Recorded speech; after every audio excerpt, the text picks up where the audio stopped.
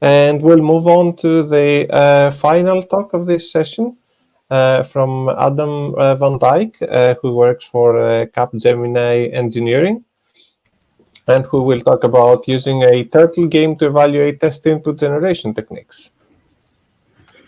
Hello. I hope you can all hear me okay. Yes, we can. Yeah, so exactly that. You've done my first slide for me.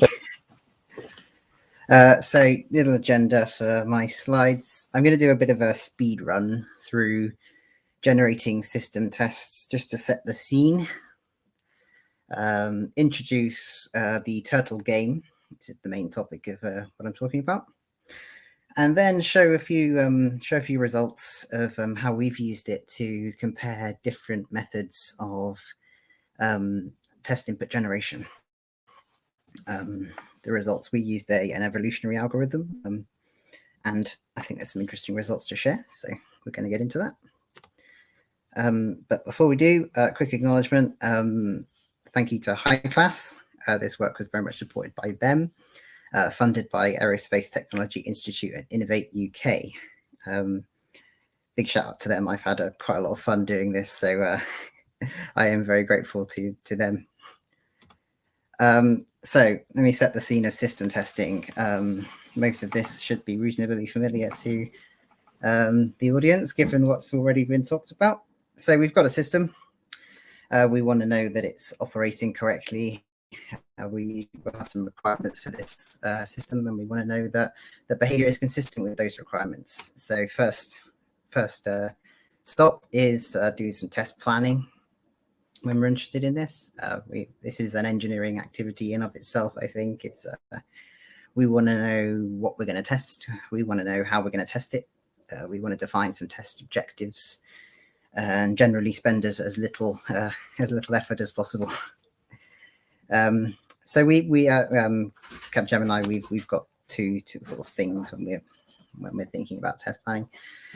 A test oracle is something that we use. It could be a human knowing what it's supposed to do. It could be a reference model. And with this test oracle, we'll have test inputs, obviously. So what we'll want is to know that the complete requirements coverage has been achieved. So if there's a part of our system we're not testing, then we won't know if it's correct. And so underneath those test inputs, we'll have a manual test execution where we're manually crafting things. We'll always expect to have some element of manual testing, but what I'm talking about today is exciting ways of making some automated test execution. Ideally, we want as much of that as possible, or we can just press a button and know exactly how much of our system is behaving correctly, and be provided with all the evidence to prove as such. So test input generation. So this is the messages, the sequences, what have you, that we're going to feed into our system to make it go. I'm talking about automated. So what can we do programmatically to get these test inputs that will magically exercise our system in interesting ways? So at both ends of the spectrum, we have like solver-based techniques. One end, black box, where we're really analyzing the specification to come up with interesting scenarios to exercise the boundaries of those requirements. And at the other end of the spectrum, we're looking at white box techniques, where we're doing basically the same thing, but we're looking at the code, a specific line of code, and we're exploding from there and figuring out what inputs we might need to exercise such lines of code. I'm not talking about either of those today. I'm talking more in the middle. Now, Capgemini, we've got a lot of experience doing a random approach to automated test input generation. You want we end up with a large set of test inputs for any given system, and these are made in a random way. I mean, it's good for getting a broad kind of coverage, but and good for finding unexpected cases. But where it's going to fall down and struggle with system testing is when you have the corner cases and the hard to achieve things, where you've got a sequence of events that is rather specific, and really you want something a bit smarter to navigate through that sequence of events in order to exercise some behavior and see and observe some things. So we've looked at search-based techniques, and we used an evolutionary algorithm approach to do this, basically to take a random set of test inputs and improve upon that to see how effective it could be. And to do this, to compare the methods, we devised a pairwise turtle game. And this is the main concept of what I'm talking about here. So I'll slow down a little bit now. So the pairwise turtle game, we have an analogy where we have system state imagined in a two-dimensional physical space. There are parts of our system we want to explore. There are places in the two-dimensional space we want to go. And we imagine these to be boxes. And then what would a test look like in this analogy? We'd have some kind of inception point where the test would begin with our system state, and it would trace some path through state. And here we are. Here's our tester running. That could be our turtle. And it's achieved some various things along the way. So we take this concept and expand upon it a little more, make it a little bit more detailed, and turn it into a bit of a game. The real advantage of the game I'm talking about is not just interested in claiming, you've hit a box, you've gone through a piece of state, is to make a pair of boxes mean something. So a pair of boxes means a certain condition, an interesting thing you want to happen that is derived from your requirements. This works not only because if you do pairs, you multiply how many, you multiply the size of the problem. You turn quite a simple and elegant concept of this two-dimensional box thing into actually an interesting big problem to solve, because you end up with quite a lot of conditions to achieve that you want to get. So there are some easy ones, obviously, like these ones. They're quite close to each other. They're right next to each other. So you'd think, oh, a test that achieved the first one is reasonably likely to achieve the second one if it's made in a random way. And there are some quite hard ones. Imagine this. There's two boxes that are not next to each other. There may be other boxes in the way. And this represents the real struggle of a constrained random approach that we've got experience with Capgemini. Is when we're doing system testing, we really want to navigate through the system sometimes, and this works well in terms of representing that problem. So it's an abstract form of the same thing.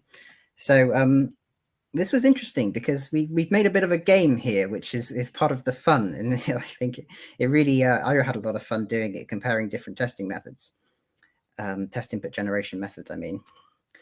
So this is the game. We've got some scoring where we're interested in a pair of boxes, and the more unique pairs we get, the better. The more points we get. And that effectively means more requirements coverage. And of course, we've got some rules of our game. So effectively, there is some rules dictating what a turtle can and cannot do, moves, rotations, and what have you.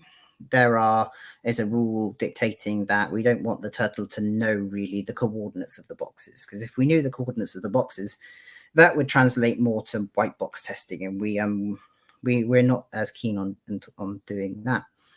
And we can talk about whether we want a single turtle to radically explore lots of different things, or we could talk about maybe we want to generate a set of turtles that could achieve all of the possible box-to-box connections.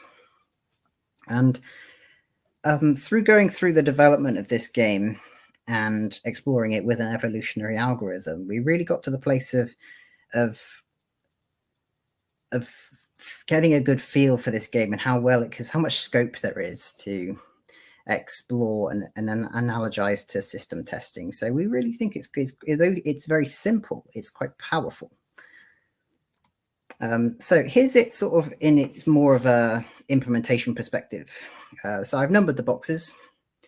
It's up to 6, and so that the moves and rotations there can represent a test input that dictates what the turtle will and will not do during the test. And we can see that this turtle achieved some things. It achieved a box connection 1, 2, 3, and 4, and what have you. So there's our sequence, and then we can see this, and we can say, well, how fit is this solution? Is it a good test? Is it a bad test? Could this test be any better? And this is these are the kinds of questions we explored with an evolutionary algorithm concept. So I'm going to jump into some results of what we did with that.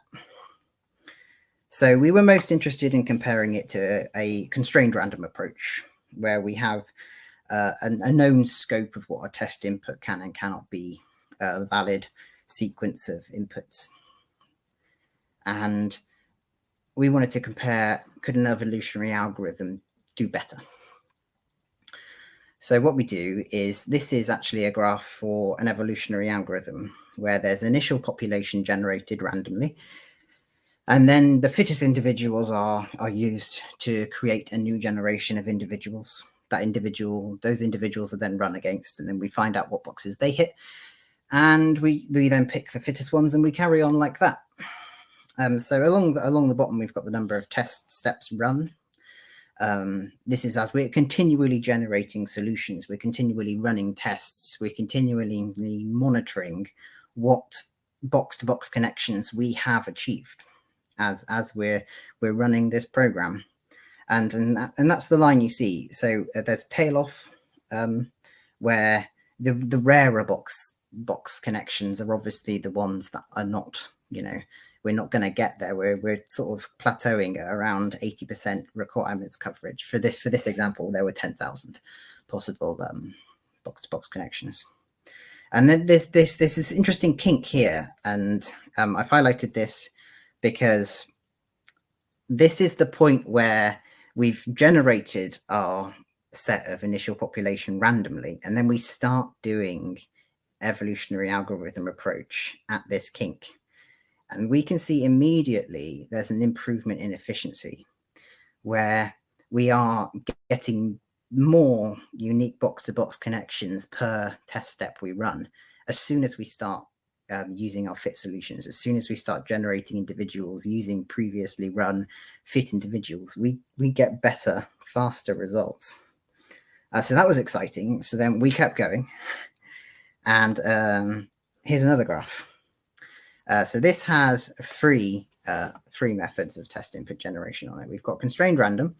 That's the line, the lowest line. And we configured our system, our game, such that this represented a reasonably accurately what we see when we do constrained random on a real system. When we do constrained random on a real system, we expect to get something like 70% requirements coverage if we run it for long enough. So we'll achieve conditions by exercising systems and observing their outputs, and by doing so, yeah, we expect to get about 70% of our conditions. And then, after that, it really you have to start running it for horrendously long times to get anything better, anything new and exciting. So when we start with a simple EA, the simple one was basically just interested in making as many box-to-box connections as possible. The more connections it made, the more boxes it hit during a test, the better. And that was a bit of an improvement. But then we took it further when we made what I'm calling a complex EA.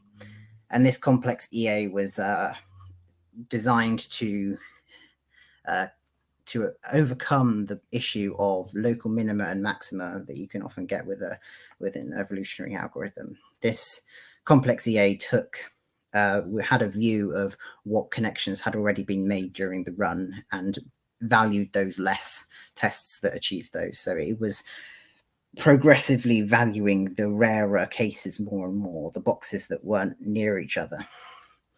And that did quite well. And we can imagine that running to get 90% requirements coverage, which is pretty good, we thought. And that's everything. So yeah, I'm happy to answer some questions. I'll do my best.